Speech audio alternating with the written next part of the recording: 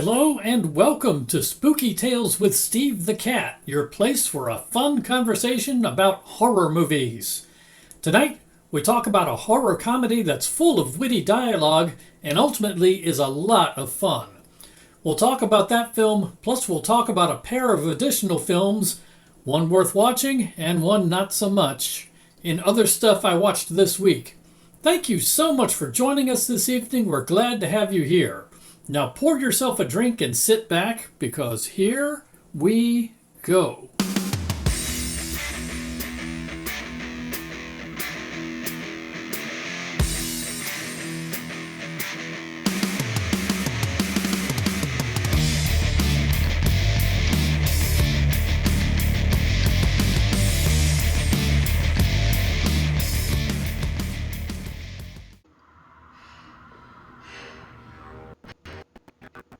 I wasn't always this cracked. I used to be normal. Well, as normal as any girl under the influence of teenage hormones.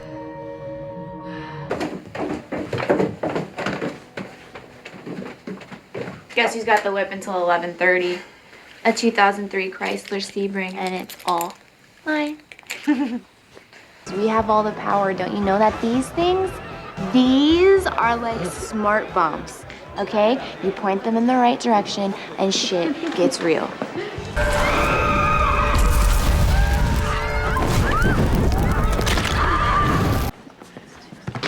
People died, Jennifer. It's like all over the news. National news. Anybody that we know? We know everyone.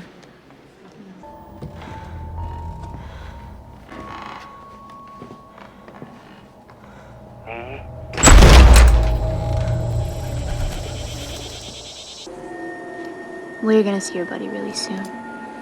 What, you mean like in heaven someday? No.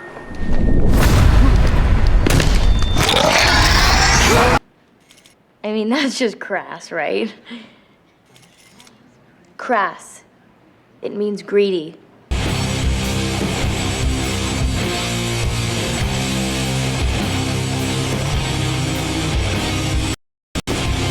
Thought that maybe you'd like to go see a movie or something.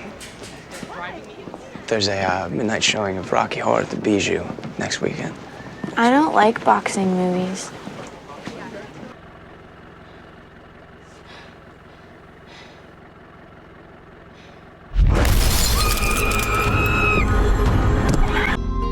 So I did some research. Paranormal research.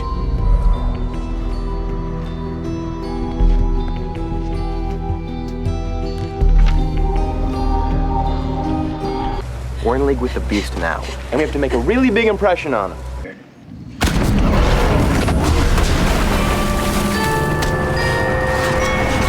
And to do that, we're going to have to butcher you.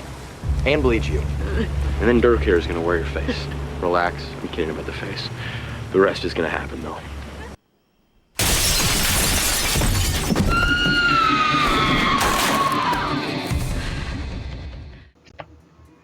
All right, it's time for our featured film review for the evening. Tonight we are talking about a film called Jennifer's Body. Yes, Jennifer's Body. Jennifer's Body is a horror comedy that was released in the year 2009. I found it on Tubi, free with ads. It was directed by Karen Kusama, and the cast includes Megan Fox and Amanda Seyfried. Let's talk about setting your expectations for this film. If you're going to sit down and watch Jennifer's Body, what you should expect is a very entertaining comedy horror film about a case of demonic possession that also explores the relationship between two best friends. If you like The Exorcist, you'll probably like Jennifer's Body, or if you liked the film Inner Demons that we reviewed a while back, you'll probably like Jennifer's Body, although Jennifer's Body has more comedic flair than The Exorcist or Inner Demons.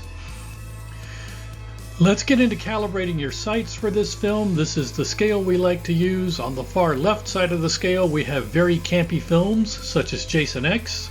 On the far right side of the scale, we have very serious films, such as The Silence of the Lambs. As always, this scale is not intended to relay the quality of the film, but it's intended to indicate what your mindset needs to be going into the film if you're going to enjoy it. In the case of Jennifer's Body, it's very much a mainstream theatrical release. It is pretty much down the center. I've put it a little to the campy side of the spectrum just because it is a comedy after all. The comedy comes mainly from very sharp, witty, clever dialogue in the film, more so than clever antics or physical humor. But put it a little on the campy side just because it is a bit of a comedy at the end of the day. Now, before we go any farther, we need to do our vocabulary lesson. This, of course, is the part of the show where we discuss new and innovative words and phrases in an effort to stay ahead of social media bots and algorithms that would otherwise try to ban our conversation.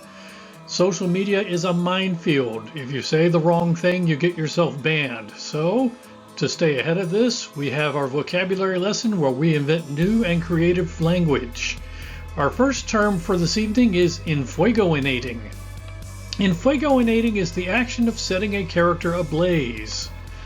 Now, if you've not heard the term enfuegoinating, perhaps you've heard one of the colloquial forms, which include baked Alaska-ing and Richard Pryoring. Yes, the writer of this show goes back a long ways for that Richard Pryoring reference. You youngsters might not get that one, but I digress. Our other term for the evening is blowing groceries. Blowing groceries is simply to vomit in a projectile manner. That's it. So please keep these terms in mind. They will become important later in the episode. So let's get into a film summary of Jennifer's Body. In this film, Anita "Needy" Lesnitsky has been best friends with Jennifer Check since childhood. This is even though the two seem to have very little in common, with Needy being a bit of a nerd and Jennifer being a gorgeous flag spinner on the color guard. Jennifer convinces Needy to go to see a band at the local watering hole, but the bar catches fire and burns down during the show. Yes, the only watering hole in town where all the high schoolers are to see this band catches fire and burns down with people inside. In shock from the fire, Jennifer leaves the scene of the fire with the band despite Needy's objections. Yes, Jennifer makes the seminal mistake. She gets in the creepy van with the band. Don't ever get in the creepy van, people. So Jennifer gets in the creepy van and rides away with the band, and Needy doesn't know what's going to happen to her. Afterwards, Jennifer's personality changes, becoming aloof about the fire and almost predatory towards boys. What happened to her during the time she spent with the band? And that brings us to our villain profile for the evening. Our villain for the film is Jennifer. Yes, Jennifer Check is our villain. Here you see her played by the gorgeous Megan Fox. Jennifer is of the class of demonically possessed super hottie. Her special powers include strength, plus she has fangs, she has the ability to fly or at least levitate, and she is almost irresistible to men. As far as signature weapon goes, she doesn't use weapons. Jennifer devours her prey with a mouthful of pointy fangs, with a mouthful of nasty big pointy teeth, as has been said by Monty Python. So that is our villain for this film. That is Jennifer. So let's talk about the things I liked about this film. Right off the bat, I will say this is a very entertaining and well-made film. I liked this film a lot. The writing is sharp and the dialogue is clever. The production values are excellent. This looks like a big budget release. This does not look like a cheap film. It looks good on screen. The practical special effects are very effective, and the use of computer graphics is kept to a reasonable level. It's not zero, but they did have to do some computer graphics in this film, but it's not overwhelming. It's not so much that it stands out and makes the film seem cheesy. The kills in this film are absolutely brutal. They're not necessarily shown straight up. They're shown in silhouette with shadows against the wall instead of the actual killing, but the kills are just brutal. The cast is excellent, and there is a well-developed relationship between Needy and Jennifer. Now let's talk about some of the things that could be better about this film. This is not necessarily things I took issue with. This is things that some people might take issue with the film. And right off the bat, the kill count is low and the pacing of the film favors character development versus straight up horror. The story is focused on the relationship between Needy and Jennifer more so than kill count. So when we get to the scorecard, you're going to see it's a relatively low score for this film. It's focused more on character development and more on relationship development between Needy and Jennifer. If you're looking for just a straight up horror movie, that might not be what you are after, but if you give it a chance, this is a very good film. I recommend it highly. But if you're just in the mood for kill count, this might not scratch the itch. The clever dialogue can become a little too much at times. It can become a little bit of overload.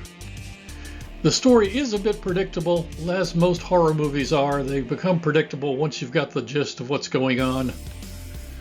And finally, this is just something that stuck out to me. There is an unrealistic lack of police involvement in the various events that occur. Usually in a film like this, you have a police detective that is sniffing around the main characters. You have none of that in this film. The police seem almost to be not present at all during this film. So let's get to Steve's scorecard for this film. Right off the bat, we have kills. I counted 5, plus more below. What is more below? Well, we have mass casualty events. We counted one of those, a bar fire and associated panic, so we have additional kills and deaths resulting as part of the mass casualty event. In addition to the 5 kills we have credited to Jennifer and various characters. Bare breasts. Drum roll please. Does Megan Fox show off her talents? No, there are none, but there is a bit of implied nudity in this film. Denoggening. Does anyone lose their head in this film? No, we had zero denoggenings. Infuegoinating. I counted 2 characters set ablaze in this film. Blowing groceries. I counted 2 incidents of projectile vomiting in this film. And finally, shish kebabbing. I counted 1 incident of shish kebabbing in this film. So as you see, the scorecard is pretty light for this one. As I've said, this film is more focused on character development and relationship development than straight up kills. So it's a little less of a score than you would get with a conventional horror film, but this film is definitely worth your time if you're willing to give it a try. But with your viewing of this film, you also get some bonus features, such as, I wasn't always this cracked, I used to be normal. You get a Chris Pratt sighting. Yes, an early Chris Pratt sighting at the beginning of the film. He has a small role in this film. I'm not even a backdoor virgin. That's part of the clever dialogue you get in this film. Fire in a crowded theater action. Don't get in the creepy van, people. I don't know how to say this other than to say it straight up. If you are coming across somebody in a creepy van, don't get in the creepy van. Jennifer gets in the creepy van and things go downhill for her from there. You get projectile vomiting action. You get predatory Megan Fox action. Megan Fox is just terrific in this movie. She looks almost like a shark on the hunt as she goes from scene to scene in this film. You get tongue searing action. You get PMS isn't real, Needy. It's just another example of some of the dialogue in this film. And finally, she's actually evil, not high school evil. More of the clever dialogue in this film describing Jennifer as actually evil, not high school evil. So Steve's final score for this film, I'm going to give it 3 paws out of 4. I liked this film a lot. I'm going to say it is a highly entertaining horror comedy that is worth your time. It substitutes character development and relationship exploration in place of a higher kill count, but is still brutal and scary when it needs to be. So it's a borderline 3.5 Paul movie. Definitely recommend that you see it. So that is Jennifer's Body, a horror comedy that is well worth your time. A little more focused on character and relationship than straight up kills and straight up scorecard, but still worth your time. That is our featured film review for the evening. That is Jennifer's Body. Thank you for listening. And now a word from our benevolent overlords at PBDC TV, your nightly heartbeat of horror.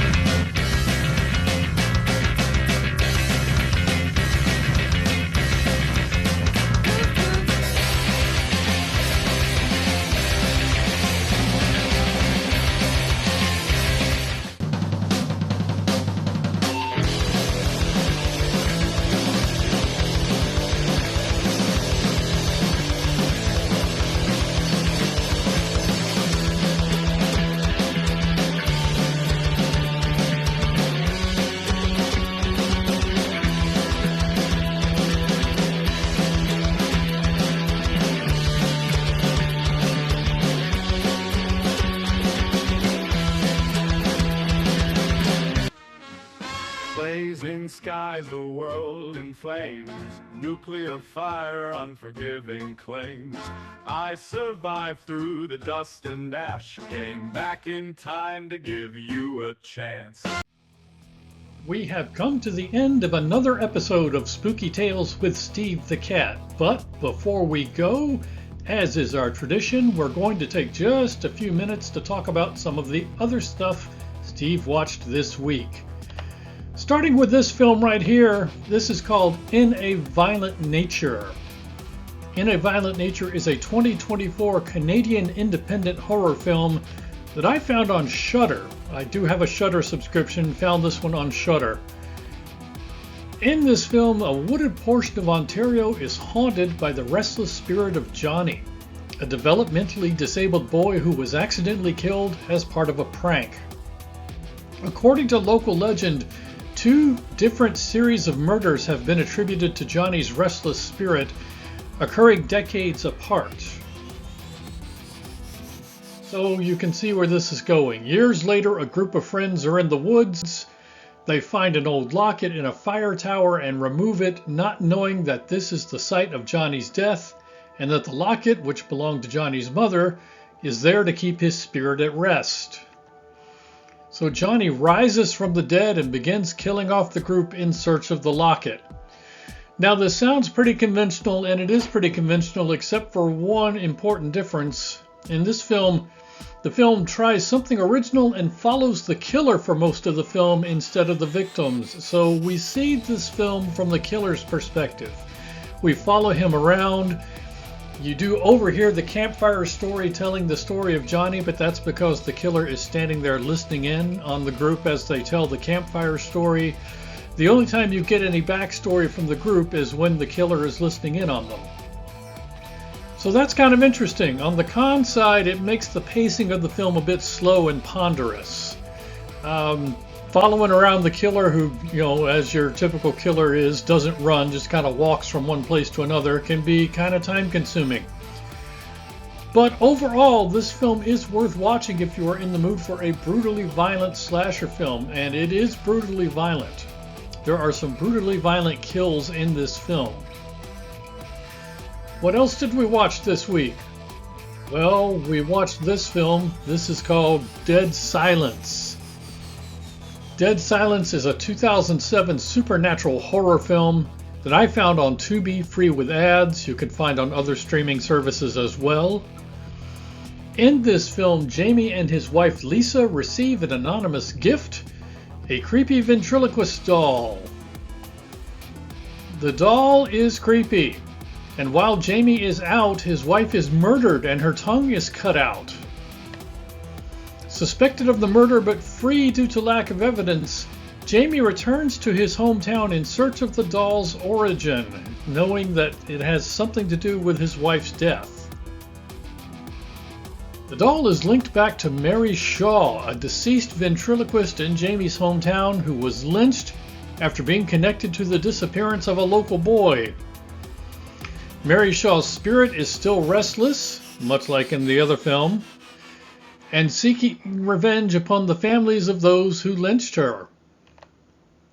On the pro side, this film does create a spooky atmosphere.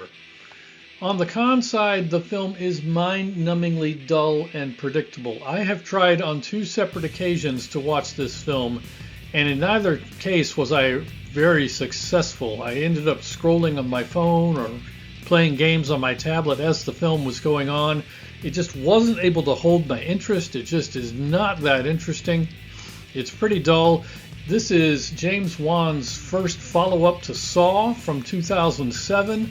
He went to make something more of a haunted house style of movie, something very different from Saw, and succeeded in making something different from Saw, but did not succeed in making an interesting film. Overall, the verdict is this is a snooze fest, and I recommend that you avoid it. So that is the other stuff Steve watched this week.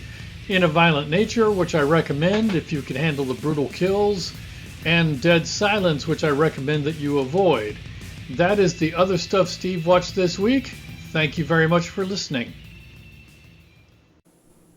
We've reached the end of another episode of Spooky Tales with Steve the Cat. Thank you so much for joining us. We're glad you were able to drop by. If you did enjoy the show, then please check us out on social media. You can find Steve the Cat on YouTube, Instagram, Facebook, and Twitter, or I believe they're calling it X now. So please stop by and hit that subscribe button. Spooky Tales with Steve the Cat is available exclusively through the PBDC Collective Incorporated, now legally incorporated but still your heartbeat of horror. You can find us on the web at psychobunnydc.com, or you can check us out on YouTube, Facebook, Twitch, Instagram, Twitter, Rumble, and Patreon. That wraps up the show for this week. Thank you so much for joining us. We'll be back again in 2 weeks with another all-new episode for you to enjoy. But for now, thank you for watching and have a great week. Good night, everybody.